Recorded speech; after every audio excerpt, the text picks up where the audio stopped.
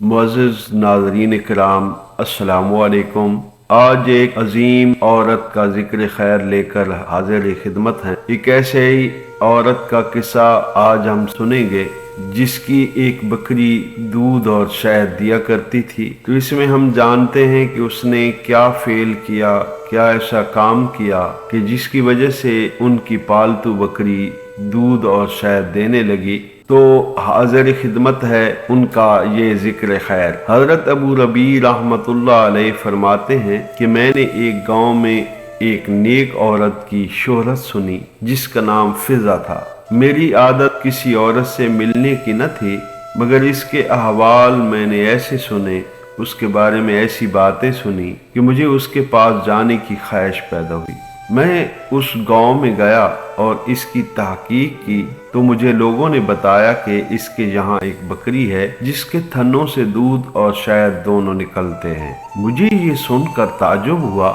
मैंने एक नया प्याला खरीदा और इसके घर जाकर मैंने कहा कि तुम्हारी बकरी के मुतालिक मैंने ये शोहरत सुनी है कि वो दूध और शहद देती है, मैं भी इसकी बरकत देखना चाहता हूँ। उसने वो बकरी मेरे हवाला कर दी। मैंने उसका दूध निकाला तो वाकई इसमें से दूध और शहद निकला। हमने उसको पिया। इसके बाद मैंने पूछा कि ये बकरी कहाँ से तुम्हारे पास आई। कहने लगी, इसका किस्सा ये है कि हम गरीब आदमी हैं, एक बकरी के सिवा हमारे पास कुछ नहीं था, इसी पर हमारा गुजर बसर था। इत्तेफाक से बकरी यानी कि ईद उल अजहा आ गई।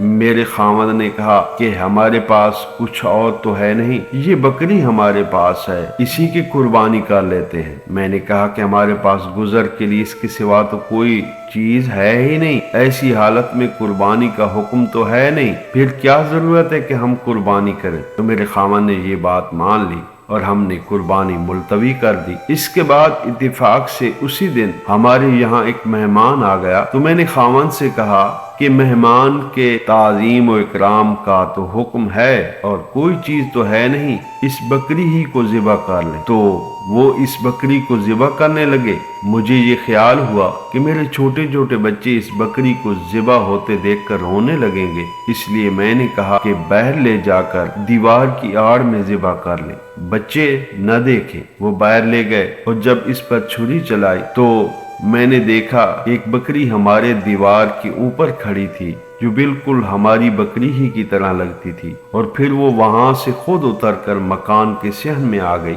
मुझे ये ख्याल हुआ कि शायद वो बकरी खामन के हाथ से छूट गई है, तो मैं इसको देखने बैठ गई। तो खामन उस बकरी की खाल उतार रहे थे। तो मैंने उनसे कहा कि बड़े ताज्जुब की बात है कि ऐसी ही बकरी एक घर में आ गई है। उसका किस्सा मैंने सुनाया तो खामन कहने लगे, क्या बाईद है कि अल्लाह ताला ने इस बकरी का बदल हमें अता फरमाया हो, ये वो बकरी है जो दूध और शहद देती है। तो जनाब ये सब कुछ महज मेहमान के ताज़ीम और इकराम की वजह से है। तो फिर वो औरत कहने लगी, ऐ मेरे बच्चों, ये बकरी दिलों में चरती है, अगर तुम्हारे दिल नेक रहेंगे तो इसका दूध भी अच्छा रहेगा, और अगर तुम्हारे दिलों में खोट आ गया तो इसका दूध भी खराब हो जाएगा। अपने दिलों को अच्छा रखो, हर चीज तुम्हारे लिए अच्छी बन जाएगी। तो मुअज़्ज़िज़ सामीन, हमने ये जिक्र खैर सुना कि उन्होंने मेहमान की ताज़ीम की, अल्लाह तबारक व तआला ने उन्हें कैसी एक नेमत से नवाजा। तो बिला शक